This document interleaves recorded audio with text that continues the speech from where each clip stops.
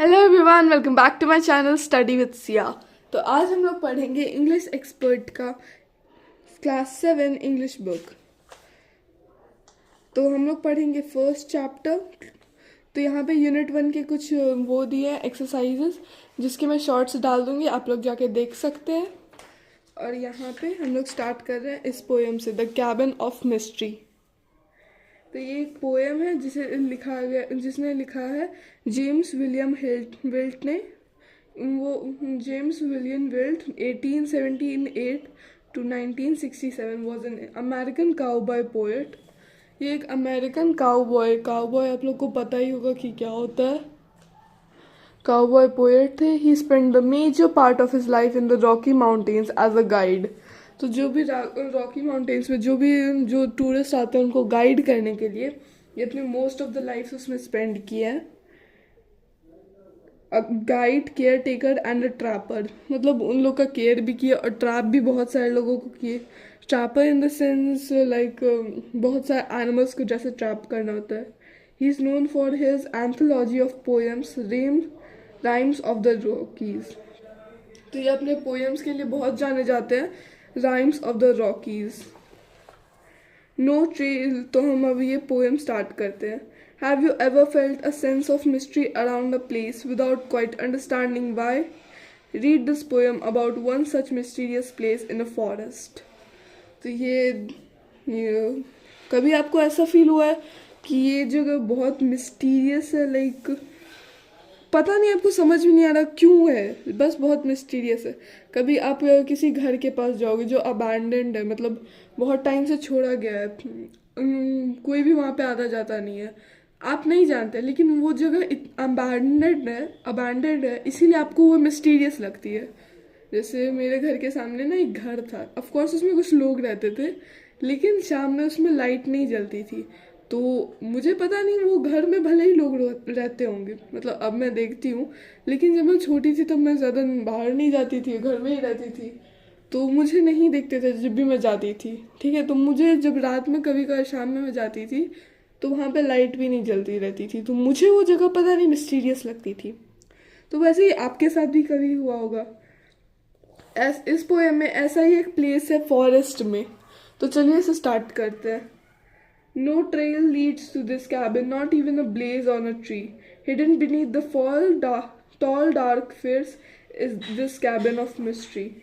इस कैबिन तक कोई भी चीज़ नहीं जाती, मतलब ये ना ही कोई ट्रेन है, ना ही बस है, कहीं कुछ भी नहीं जाता। यहाँ पे बहुत लाइक ट्रीज भी बहुत वो है, कम कम है, बहुत कम ट्रीज है। ये जो जितने भी ट्रीज हैं, टॉल डार्क ट्रीज, इनके अंदर छुपा हुआ है। और ये जगह है कैबिन ऑफ मिस्ट्री।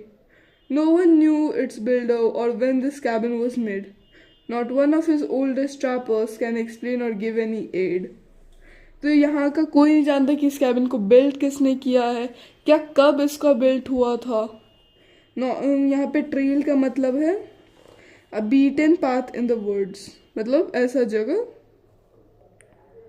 ब्लेज, यहाँ पे ब्लेज है। Mark on trees indicating fixed forest trails for travellers, मतलब कोई ट्रीज पे मार्क नहीं था कि यहाँ यहाँ पे हम लोग निशान है, ऐसा टाइप। फीर्स मतलब tall evergreen trees that grow in hilly areas. Trappers, persons who trap and kill animals especially for their fur.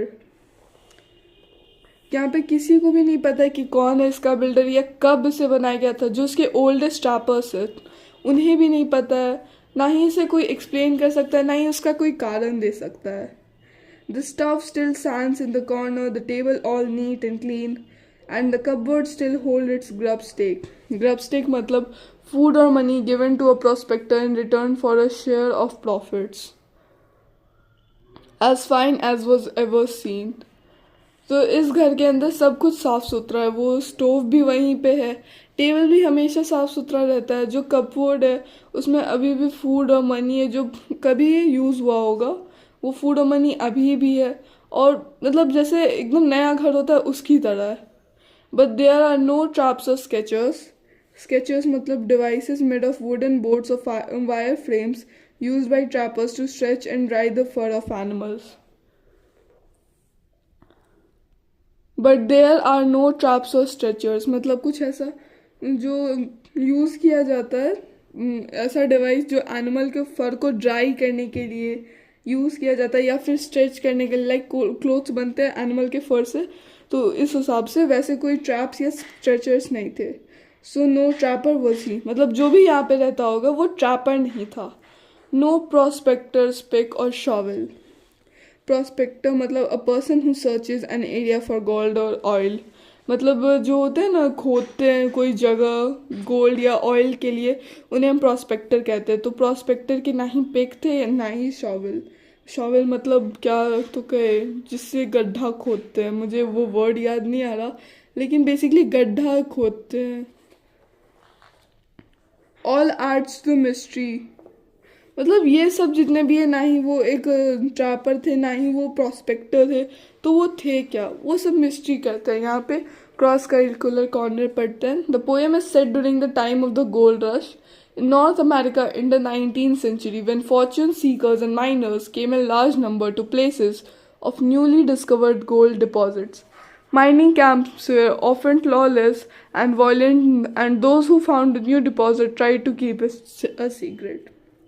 तो ये पोएम जो है वो अमेरिका के 19th सेंचुरी का टाइम है, जब गोल्ड रश चल रहा था। मतलब अगर यहाँ पे मुझे गोल्ड मिला तो वो सबको पता चल जाएगा, फिर यहाँ से लोग आएंगे यहाँ पे गोल्ड लेने के लिए। मतलब बेसिकली सबको पैसा मनी वही सब चाहिए था, तो इसीलिए।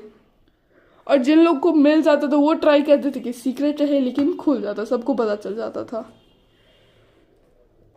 No name upon the door jamb. Door jamb मतलब the side part of the door frame. यहाँ पे आपको दिख रहा होगा डोर, तो इस पे कोई भी, ये जो पर्सन है जो यहाँ पे दिख रहा है वो यहाँ पे मिस्ट्री के लिए आया है। एंड यहाँ पे जो डोर है इस पे ना ही कुछ नेम था, जैसे लिखते हैं ना ये निवास वो निवास, जैसे लिखते हैं यहाँ पे ये रहते हैं वो रहते हैं सिन्हा निवास ऐसे करके, वो यहाँ पे कुछ ऐसा था नहीं। No initials cut in the wall, कोई इनिशियल्स भी नहीं थे। जैसे मेरा नाम सिया कश्यप है तो मेरे इनिशियल्स एस और के हैं, तो यहाँ पे वो इनिशियल्स भी नहीं थे। No calendar hangs by the walls, कोई कैलेंडर भी नहीं था कि ये कौन से टाइम का है, कुछ ऐसे हिंट भी नहीं था। Just silence and mystery, that's all. यहाँ पे बस साइलेंस थी, मिस्ट्री थी, और उसके अलावा कुछ भी नहीं था। But the hills hold many a secret that the trails and streams never tell. We can only guess at the answer and perhaps it just as well. हाँ, हमें इंसानों को नहीं पता होगा कि यहाँ पे क्या हुआ है, लेकिन हिल्स, रिवर्स, ट्रेस, जितने भी सब कुछ है उन सबको कुछ ना कुछ तो पता होगा। कुछ तो ऐसी चीज़ होगी जो उन्होंने कभी देखी होगी। This is just an imagination, okay.